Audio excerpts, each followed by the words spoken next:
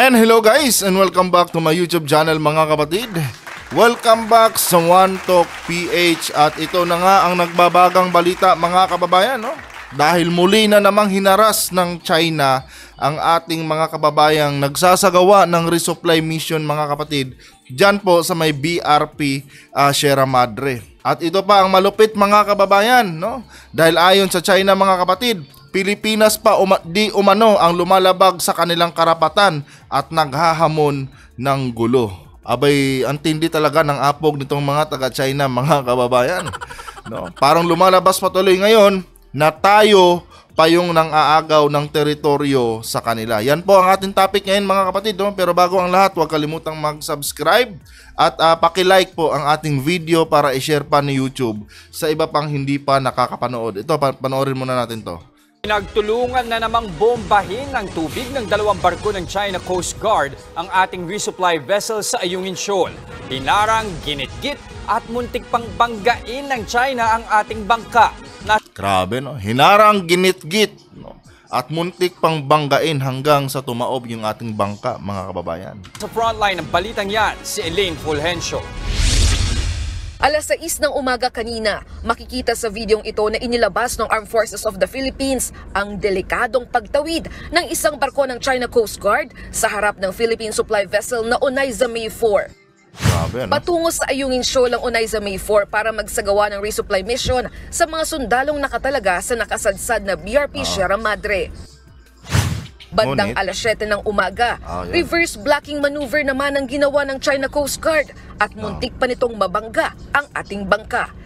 Kung hindi nakaiwas itong ating bangka mga kapatid, no, dito sa malaking barko ng China, malaki ang tsansa mga kababayan, no, na tumaob itong ating maliit na bangka, no? At ito po ay posibleng maging sanhi ng kanilang pagkalunod mga kababayan, no?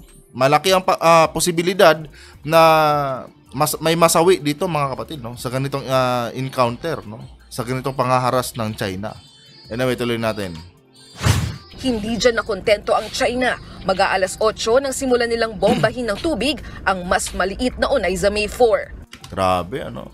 Hindi man nila tayo ginagamitan ng dahas mga kapatid, no. Pero gusto naman nilang palubugin yung ating maliliit na bangka gamit yung kanilang pagwa-water cannon. Mautak din ang China mga kababayan, no? Ayaw nilang gamitan tayo ng dahas, no? Pero ginagamitan talaga nila tayo ng water cannon, no? At tinatarget nila yung mga maliliit nating mga bangka mga kapatid, no? Para lumubog, no? Ito lang ang tanong ko dito mga kababayan, no? Sino kaya ang nag-traidor na naman, no? At nagsumbong dito sa China, no, na meron tayong gagawing resupply mission? Bakit alam agad ng China mga kapatid na merong resupply mission na gagawin ang Pilipinas? No? Sino na namang mga pro-China kaya, no, ang nagbulong dito sa China Coast Guard na oy ito, no, maghanda-handa kayo dahil yung aking mga kababayang mga pro-Amerika, no, ay pupunta diyan para magsagawa ng kanilang resupply mission. 'Di ba nakakapagtataka mga kababayan, no? Tuwing ganito na lang, no, meron agad backup ang China, no? Meron agad silang pinapadalang mga mga tawag nito, mga Coast Guard nila, no? 'Yun ang nakapagtataka talaga mga kapatid, no?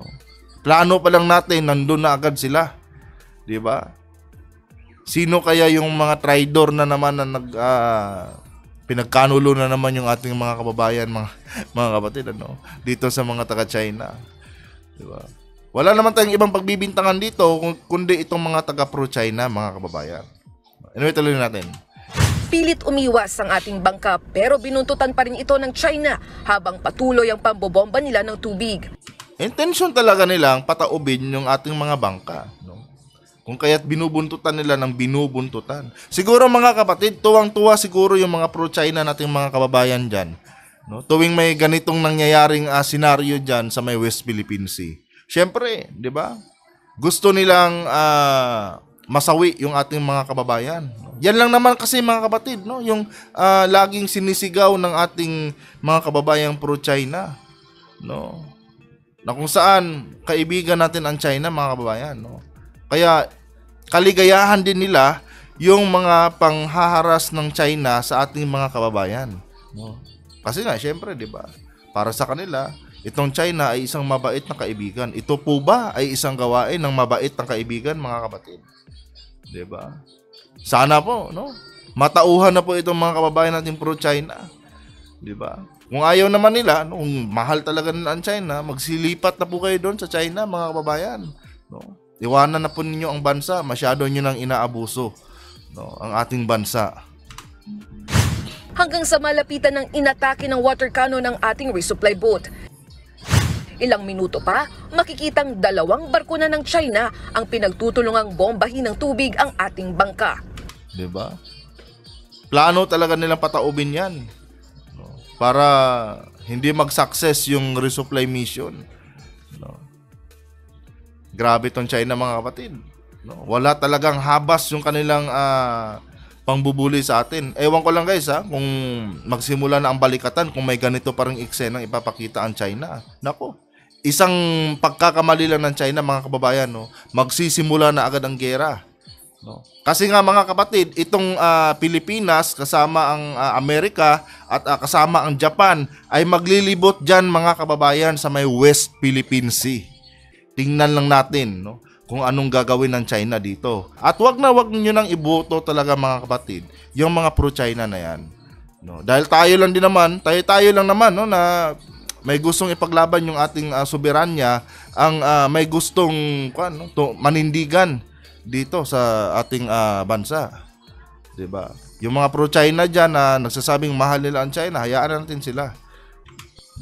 May pagkakataon pang nakagitgitan ng resupply boat ng Pilipinas ang China habang patuloy ang pagwa-water cannon. 'Di ba? Ang tensyong yan sa dagat tumagal ng 1 oras at nagdulot ng Grabe, no? malaking pinsala sa ating supply vessel. Ang tanong dito, mga kababayan, no, bakit tila walang imik ang ating vice presidente na si Vice President Sara Duterte, mga kapatid, no?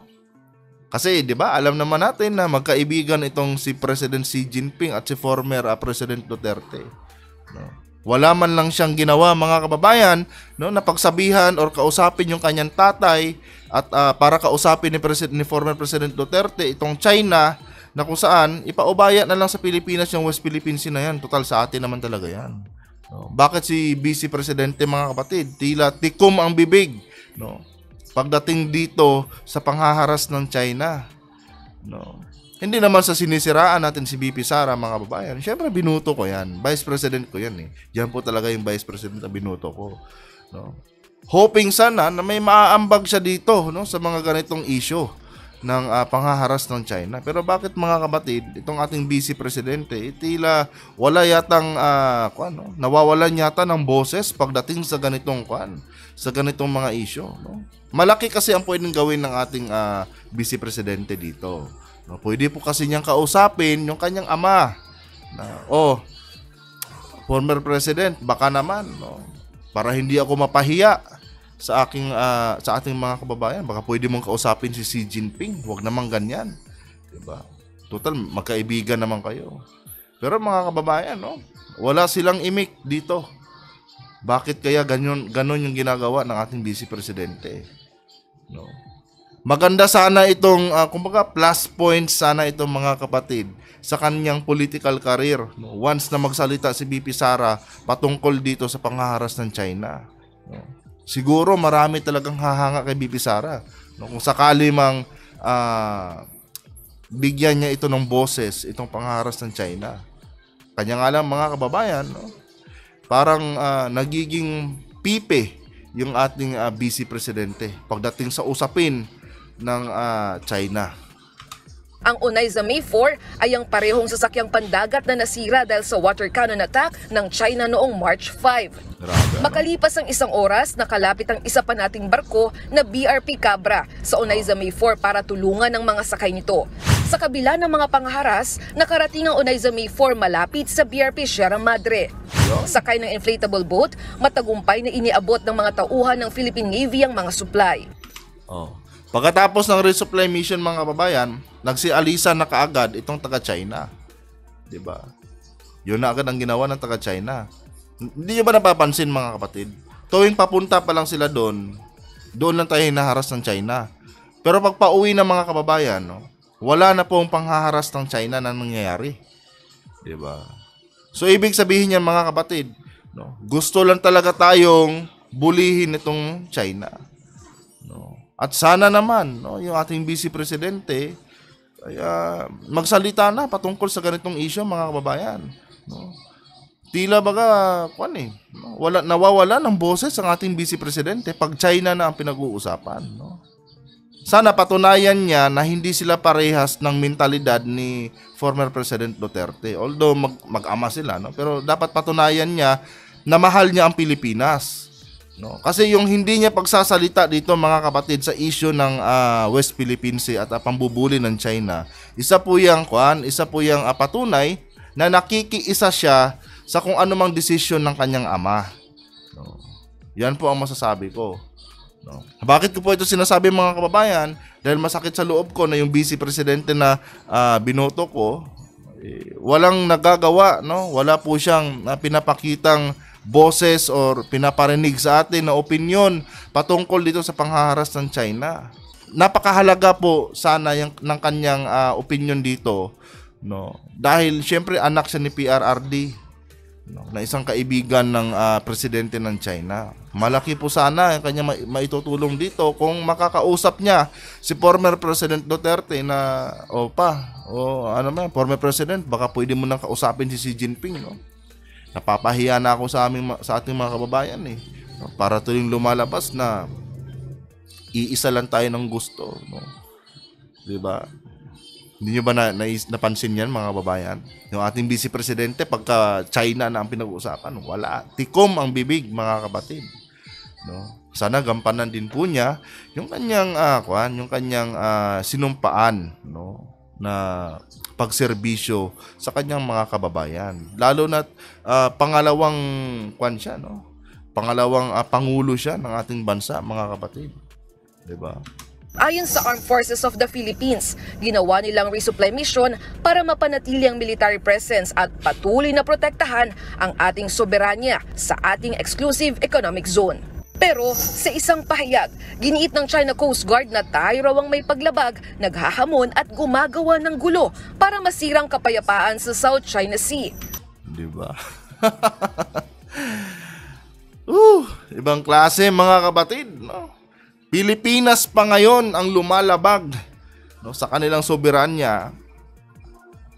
At tayo patuloy ngayon, no, yung naghahamon at gumagawa ng gulo dyan sa may West Philippine Sea. No. Pinapatunayan lang ng China mga kababayan, no, na naninindigan silang sa kanila talaga yung West Philippine Sea. Diba? Kaya hindi natin masisisi ang ating presidente mga kapatid kung bakit malayo yung loob niya sa China, no? Dahil ang China hindi po talaga tayo nire-respeto.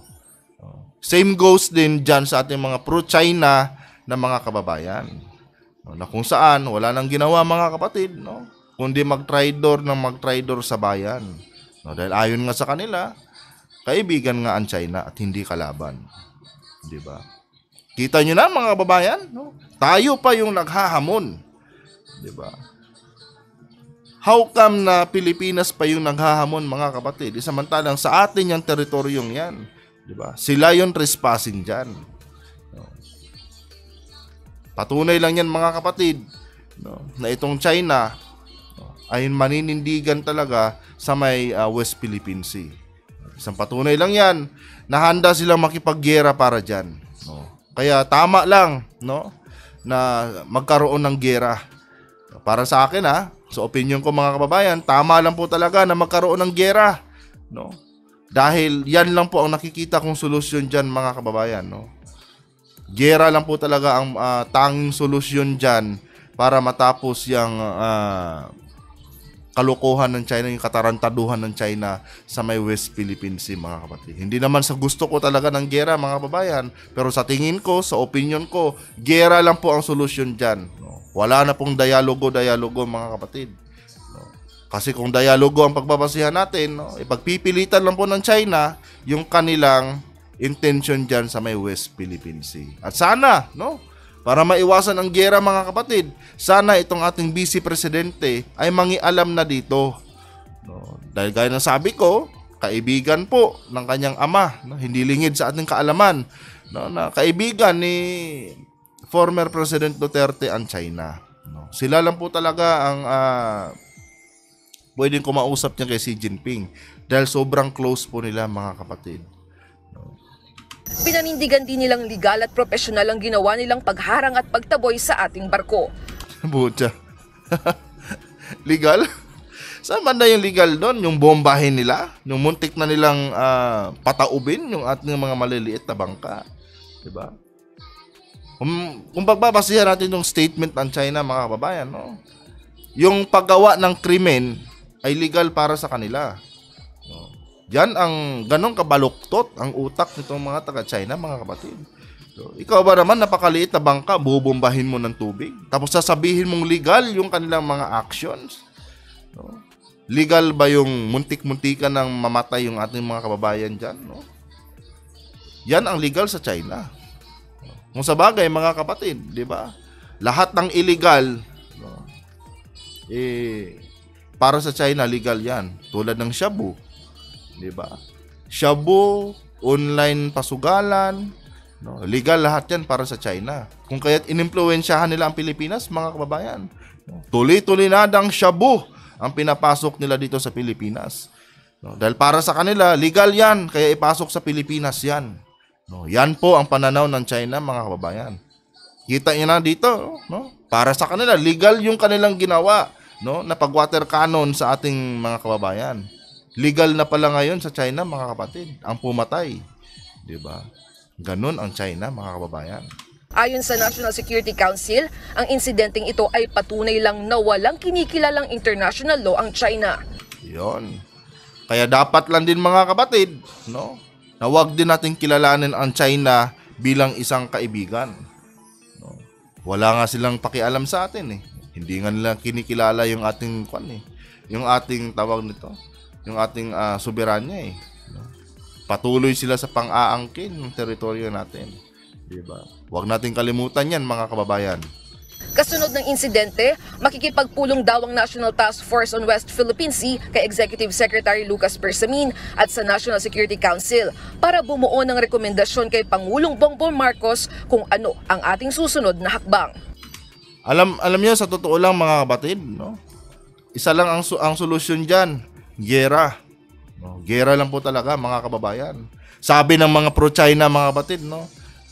Ayaw daw nila ng giyera dahil wala daw nananalo sa giyera. Tama naman, walang nananalo sa giyera. Pero yan lang ang solusyon para mapanindigan namin, no? Kaming mga totoong Pilipino. Yan lang ang solusyon namin, no? Na nakikita para matigil na tong kahibangan ng China. Diba? Ngayon, kung ayaw nyo ng giyera, di kausapin nyo ang inyong mga leader dyan na sinusuportahan. Na mahal na Pangulo, no? Baka pwede pong kausapin nyo si best friend nyo na si Xi Jinping, no? Na ibigay na niya sa atin yung West Philippine Sea. Dahil sa ayot sa gusto nyo, kayong mga pro-China dyan, no? Damay kayo pag nagkaroon ng giyera. At wala kaming pakialam, no? Kaming mga naninindigan sa karapatan ng ating bansa, wala kaming pakialam kung maubos ang lahi nyo. Total, mga traidor naman kayo sa bayan, bahala na kayo dyan.